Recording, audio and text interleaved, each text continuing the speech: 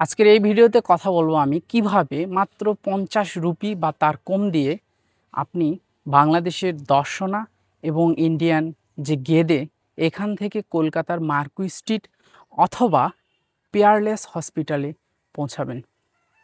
তো শুরুতে আপনারা বাংলাদেশের দর্শনা সাইটের ইমিগ্রেশন কমপ্লিট করে নেবেন। এরপর ইন্ডিয়ান যে গেদে সাইট রয়েছে সেখান থেকে ট্রেন যোগে মাত্র 20 রুপি টিকিট কেটে দমদম স্টেশন পর্যন্ত পৌঁছে যাবেন। দমদম স্টেশনে আপনারা নেমে যাবেন এবং দমদম থেকে আপনারা মেট্রো পেয়ে যাবেন। মেট্রো ধরে খুব সহজে আপনারা এসপ্ল্যানেড স্টেশনে পৌঁছাতে পারবেন, যেখান থেকে মার্কুই স্ট্রিট খুব কাছে। আপনারা সকলেই জানেন মার্কুই স্ট্রিট হচ্ছে মিনি বাংলাদেশ। অথবা যারা পিয়ারলেসে যেতে চান ঠিক দমদম থেকে সরাসরি কবি সুভাষের টিকিট নিয়ে নেবেন।